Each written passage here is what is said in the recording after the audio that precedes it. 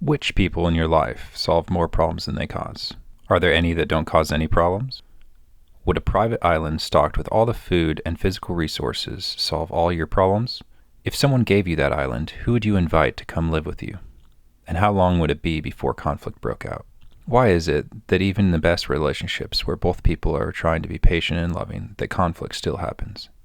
I'm sure with each person in your life, you can think of at least one time when they did something that seemed incredibly odd, counterproductive, or even flat wrong. What is the nature of these misunderstandings or differences in perspective? Is it genetic? Is it fate? Is it inherent selfishness? Is it differences in experiences? If so, are those differences insurmountable? Hope that misunderstandings are merely due to differences in experiences, and therefore able to be overcome, can be seen in the nature of conversation and our relationship to it. How stressful is it to you if there is a misunderstanding and someone refuses to let you explain? Why? What do you hope could come through an explanation? The fact that anyone explains, negotiates, or even argues shows that we fundamentally believe in a universal what and why. The what being a thing that can be seen, and the why being a value judgment about the use of the thing. It makes sense that you don't see what you are not looking for, and you don't know the value of something you do not know how to use. To know what a thing is and its use means separating it and its use from other things. This means measurement of what it is and measurements of its use.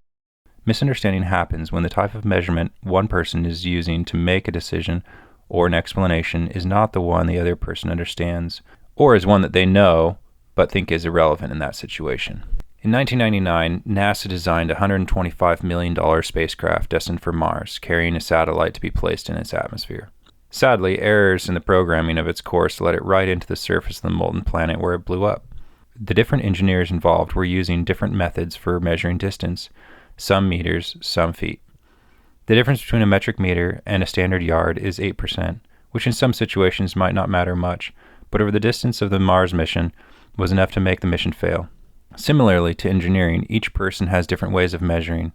These differences in personality, which cause misunderstanding and conflict, are more like the differences between measuring distance and time or density rather than two different measurements for distance, which makes the problem even more complicated. What are each of us measuring differently about life? Value and risk, both of the abstract and concrete nature. Risk and value are measured in their ability to aid or inhibit certain types of actions or goals. Each action we do, whether we are aware of it or not, has a goal. Different situations warrant different goals and therefore specific actions. The goal is to do the right action in the right situation, or in other words, the right tool for the job. In some situations, a person might know what the right action is, but not be proficient at doing it. In other situations, a person might not be proficient at judging what the right action should be. Personality is relative proficiency with certain tools and fears related to or taboos against other tools. This creates preferences which over time, if not challenged, will strengthen. You might feel like a fish out of water in a room full of people, or when trying something new. That is the difference between you and a fish. You can evolve by choice. Like any other animal, our body responds poorly to the uncertainty of danger or success. Success comes from accurately measuring the factors at play and accurately employing the tools necessary. Our preferences for only measuring certain factors and only using certain tools limits the success we would be able to imagine and the success we were capable of attaining.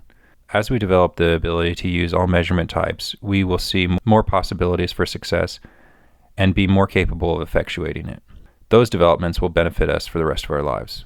For an animal, the benefit of each trait or skill, such as improving the ability to fly, run, or swim, depends on whether they spend most of their time in the air, on the land, or in the water. In regards to the different psychological tools of measuring value and risk, as humans, despite the rarity of how many actually achieve it, we have the capacity to excel in proficiency with all measurement types. There is no need to limit ourselves to the corners of life where we feel most competent.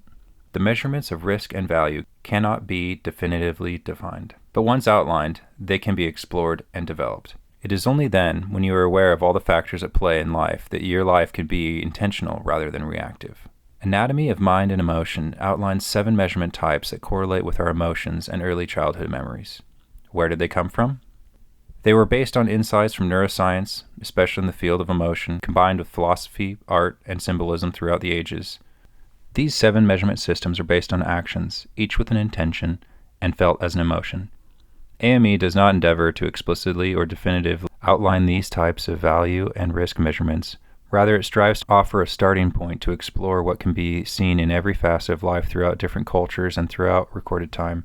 This theory has evolved greatly since its inception, as other people with different measurement preferences to myself joined the exploration, balancing out my personal biases and the influence they had on my conceptualization of the measurement types. There are many ways to look at the 7 measurement types of value and risk, and the impact of preferences between them. You can look at each of the 7 measurements as an intention, a layer of analysis, a prioritization system, or even an archetypal ideal. Either way, it appears as a question and a subsequent action, whether intentional or unconsciously. There are many ways to tell what your measurement preferences are. They are evident in earliest memories, present fears, stressors, and aspirations. One particularly clear way to see a person's measurement preference is how they do their to-do list. Another is the questions they typically ask. These preferences are a roadmap for understanding rather than a system for labeling people. Which measurement types are used and in what order of priority they are arranged depends on many environmental cues.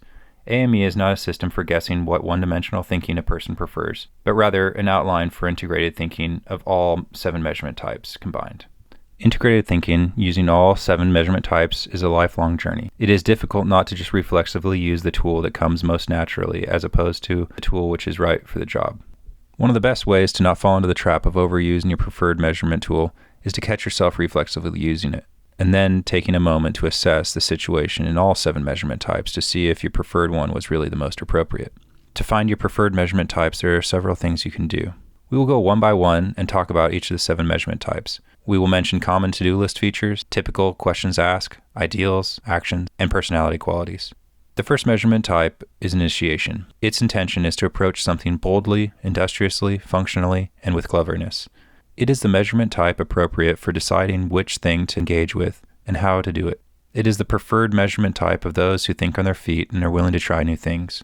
These people are typically concerned with what works and are often perceived as charismatic or confident. Initiation measurement type people do things as they come, as quickly and as effectively as possible. Their to-do list isn't very long compared with how much they get done, because things are done right away, delegated, or bypassed. The second measurement type is deconstruction. It is the deconstruction of what was initiated in the first action. It is dissecting something to find out what it is made of objectively, contextually, and looking for what has reproducibility or insight. It is the measurement type appropriate for understanding what variables an object or situation is made of. It is the preferred measurement type of those people who want to really understand things and are willing to keep digging till something makes sense. These people are typically concerned with what is accurate and are often perceived as intelligent or insightful. Deconstruction measurement type people are so detail-oriented that they will not take on a task unless it can be clearly outlined. The third measurement type is expansion. It is expansion of the variables discovered in the second action. It is exploring innovatively, creatively, holistically, or open-mindedly. It is the measurement type appropriate for gaining perspective and seeing possibilities beyond the objects or variables of the current situation. This is the preferred measurement type of people who innovate and create new things. These people are typically concerned with perspective and are often perceived as creative or well-rounded. Expansion measurement type people have so many projects they are working on and frequently find so many new ones that even if they made a comprehensive list, it would change with the next wave of exciting tangents. The fourth measurement type is unification. It is a unification of the new things and information gathered in the first 3 steps. It is connecting things receptively, optimistically, synergistically, or for better continuity.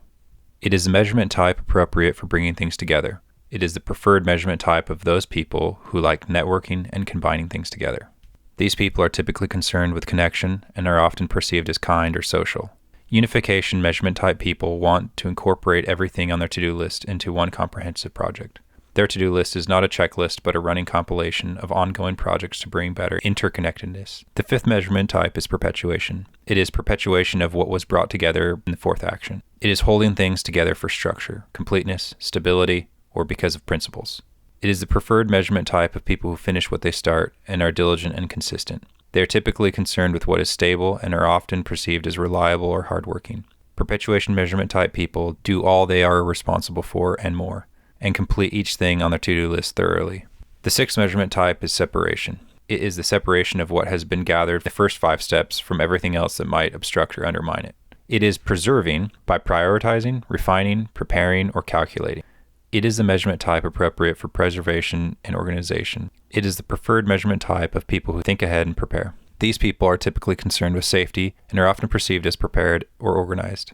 The to-do list of separation measurement type people consists of everything they might regret later if they do not do. Of course, no one wants to live with regret, but people with a strong preference for the separation measurement type actively and consistently prepare against future regrets. Regrets of loss due to lack of preparation being one of them. The seventh measurement type is transformation. It is the transformation of the overall alignment of intention and outcome. It also includes weighing in cost and benefit. It is looking for what is fulfilling, inspiring, transcendent, or optimized. It is the measurement type appropriate for defining the goals and obstacles involved and making adjustments. It is the preferred measurement type of those who think things all the way through. These people are typically concerned with overarching direction in life and are often perceived as wise or majestic. Transformation measurement type people have an overarching direction in life, and their to-do list is composed of what furthers their efforts in that direction. These 7 actions are designed to follow each other. The 7th step is not the end, but rather a better aim to initiate towards. This means that the goals and actions involved each time the 7 steps are cycled through improve. The world might want every snapshot of our life to be a specimen of perfection, but that is not how life works, and shame will only make it worse.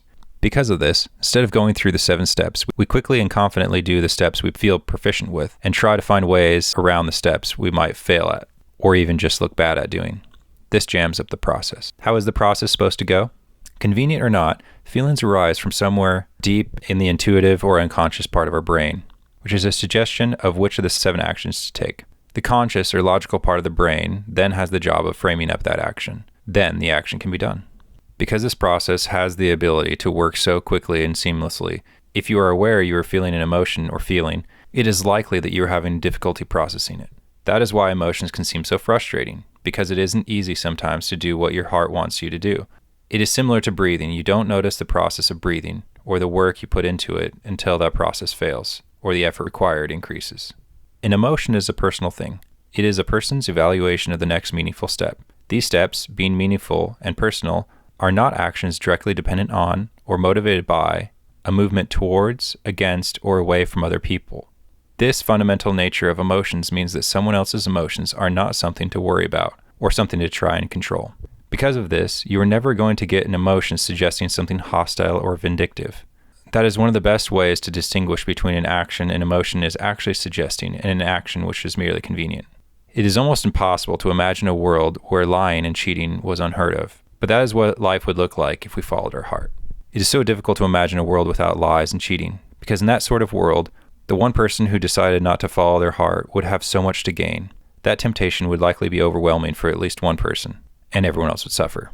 Regardless of the probability of utopia ever becoming a reality, optimism is how our hearts are wired, and no amount of convincing from the conscious or logical part of our brain is going to change that. We have an innocent, optimistic child inside of us called our emotions, and a wise adult that once fooled does not want to be fooled again, called our thoughts. And those thoughts and emotions will never perfectly agree. They may not ever agree, but they can work together beautifully. The trick is to let them just keep practicing. Let them go through the 7 steps, and over many iterations of trying, they will produce great things. Our heart, that optimistic, innocent child, and our mind, that wise, old companion, do have one thing in common. They both have no use for praise or blame labels. Underpinning our resistances to certain of the 7 actions is anticipation of specific negative labels given by others or even ourselves. The 7 actions are arranged in a circle because each action has 2 actions that are somewhat opposite. This is where the problem arises, when those actions become identities. This means that to gain a certain good label, the opposite action would have to be avoided. Let's use the simple example of how 2 people might approach chopping down a tree. One person might use a blunt axe because he wants to look like a hard worker and therefore doesn't want to stop chopping to sharpen his axe. Another person might want to look smart and so spends all day sharpening the axe and not actually chopping. One might fear the lazy label and the other might fear the dumb label, and those labels strongly influence their behavior. Sadly, in life, getting certain labels and not getting others can become more important than the purported goals. The first person wants their identity to be that they didn't stop chopping all day. The second wants their identity to be that no one has ever seen a sharper axe blade. These sorts of differences in values, especially with the labels mixed in, make understanding and cooperation difficult. Ideally, we learn to see the value in each of the 7 aspects of life and not be blinded by bias. The integration of all 7 emotions is not easy. There aren't any examples of anyone who has done it. A very integrated person, for example, may have moderate proficiency with 3 or 4 emotions. Though there is no perfect roadmap, knowing that integration of all the emotions is the goal, at least is a good start the process. So what is an emotion, and how does it differ from a sensation? A sensation is something such as a feeling of hunger, pain, or nausea, or any senses such as touch, taste, hearing, smell, or sight. One problem with separating a sensation from an emotion is that there is some overlap. The 6th emotion, separation, which is also called fear, for example, is sensed as a twisting or butterfly sensation in the stomach. It can be easily confused with nausea or stomach pain when it is really an emotion. Each emotion, such as this one, has a positive manifestation and a negative one. Emotions are not negative, but if resisted, they scream louder until they're heard. When acted on appropriately, fear, I hear at least, is perceived as an enjoyable butterflies in the stomach. When it is positive, that means that something was properly prepared for, calculated, budgeted, or applied humor towards. This is not one of my core emotions, and so it is mostly on other accounts that I make this assumption about how the positive manifestation is experienced. For me, one of my core emotions is sadness, which is also the action deconstruction. It is interesting because I experience this emotion most often in a positive light. Rather than tears being bitter or grief-filled for me, they are an enjoyable confirmation that I have dissected or deconstructed to find a deeper level of objectivity, subjectivity, empiricism, or the root of causation. The deconstruction emotion is all about trying to figure out what actually is in reality, and so it is not surprising that the bitter tears are often accompanied by the wish to go back in time, which is unrealistic. It is not emotionless to not entertain the possibility of actually going back in time. That is one reason why you shouldn't make assumptions about what someone actually feels, believes, or thinks. The emotion anger, which is the perpetuation action, similarly is experienced quite differently for different people. Someone with a core emotion anger likely has a very difficult time relating to someone, explain why they lost their temper, or why they allowed any other volatile change in their judgment to come out. Similar to the emotion fear, anger is not an emotion I recognize very clearly in the positive sense, but I've met many people who do. When resisted, anger is felt as tightness in the chest or muscle tension. It is related to the sensation of touch, and can be felt like someone is touching you. A person that resists the emotion anger might feel like there is so much tension they feel they might blow up. A person who is proficient with the emotion anger feels the opposite of tension, but some kind of energizing feeling, an invisible hug, or maybe also feels like a weight lifted off their chest. In any case, the emotion anger is really about structure, principles, completeness, and stability. Sticking to your principles or completing something rather than giving up on it might be frustrating, but that is not your heart telling you to blow off steam or get vengeance. Another emotion which is misunderstood is contempt. It is one that I feel most often in a positive sense. The emotion contempt is initiation, which is the first emotion. It was labeled contempt because it is determining what is worth or not worth engaging. It is marked by the chills, and if resisted could feel like the heebie-jeebies or skin crawling. If it is an enjoyable electrical impulse through your skin and happy chills, that could be a confirmation that you have correctly initiated what is functional, clever, confident, or enterprising. This emotion is not likely a core emotion of mine because I don't feel very comfortable with all aspects of it. I feel confident typically in the cases where it is abstract rather than concrete. For an emotion to be a core emotion, it means there is proficiency with both abstract and concrete aspects of that emotion. There are 4 major aspects to each measurement type or emotion, and a person's core emotion is the emotion that the person has the most proficiency in all 4 aspects. It isn't an exact science. As we learn and grow and integrate emotions, we will get better at all 4 aspects in all 7 emotions. The 4 different aspects or categories are represented by 2 dichotomies. The first dichotomy is between what is concrete and what is abstract. Concrete deals with what is, abstract deals with what might be. Concrete deals with objects, abstract deals with concepts. Concrete in this diagram is indicated by squares. Abstract is indicated by circles. The second dichotomy is the difference between seeing things fundamentally as a risk or as an asset. Some people primarily notice, from a stance of optimism, patterns they want to say yes to, and make choices by finding the best yes to say yes to. This is being asset appreciation oriented. Some people, from a stance of realism, primarily notice data points they want to say no to, and make choices by picking the least bad no. This is being risk assessment oriented. The asset appreciating is indicated by a solid black. The risk appreciating is indicated by white. With 7 different actions and 4 different aspects those actions could focus on, that makes 56 different ways of seeing or responding to something. To add to the number of options which can make it difficult to match the right tool for the job, any of those 56 tools could be used out of context, which makes them more of a weapon than a tool, and weapons can offer convenient results. This diagram shows each of the 7 emotions, the 56 tools, and 56 weapons, and their relationships to each other. The innermost ring is the 7 emotions and their relationship to each other. The next ring out are the general tools, which is based on the 4 aspects: concrete versus abstract, and asset appreciating versus risk assessing. Those 4 aspects or general tools are broken down into tools of perception and tools of judgment or prioritization. There are 56 specific tools, 8 for each emotion. The names of each are not perfect nor comprehensive of the category they address, but they attempt to reference objective facets of life. The next ring out in this diagram is composed of the weapons, which are the tools used out of context. Unlike the tool, the weapons are not objective categories of life, and therefore lack the same objective nature. The relationship between weapons across from each other pretty accurately predicts coping mechanisms and sources of stress. Since it is impossible to know exactly which tool is appropriate in a given situation, how and how much it should be used, there will always be error, and therefore a choice between which side to err on. Our experience is what determines which side seems safer to err on. Stress or inner conflict for each person seems to be caused by a couple single-direction taboo aversions, and typically one taboo aversion in 2 directions. Throughout development, and depending on environmental factors, these relative stressors can resolve, and others arise. The solution is to develop proficiency with each emotion and each tool so that there isn't resistance towards using the right tool for the job. It is on this level where detail and personality can be seen, and progress can be made. Some other personality theories are the result of statistical analysis of surveys of how someone sees themselves. For example, asking a person to rate themselves from 1 to 5 on how well they make friends. This method of personality analysis shows more about how a person sees themselves, or how they want to see themselves, rather than objective insight into how they perceive and process the world around them. For example, a self-absorbed person who really has few or no friends might report their ability to make friends as 5 out of 5. While another person who holds himself to a high standard of kindness and understanding and is self-critical might rate themselves a 1 out of 5. Same as the person who knows that they don't like people and doesn't try. These biases are not only impossible to avoid, but change over time, because a person might feel they are better or worse at making friends right after making or losing a friend. A.M.E. endeavors to outline categories of life that have objective value that can be perceived and evaluated.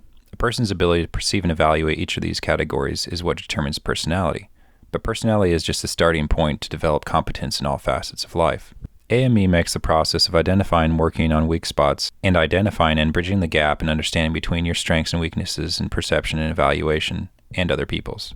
Understanding aversions to certain tools and subsequent overcompensations towards other tools can help understand bias in perception, coping mechanisms, and sources of stress. This is helpful in understanding yourself and others as well. One good starting place is to circle the weapons on the chart you dislike the most. You will probably find that the opposite weapon is something you might do as a coping mechanism, or might be something you have been accused of doing, but didn't believe was bad. If you find that both weapons across from each other are things you strongly dislike, then that might be a source of stress for you. You don't have to memorize the whole infographic. Merely being able to navigate it so that you can identify the tools and weapons you are most pulled towards or away from is a great starting point. Just as there is a blurred but critical line between being assertive and aggressive, there's a line between each of the 56 tools and their corresponding weapons. Finding and defining that line between each tool and their corresponding weapons is the single biggest thing you can do.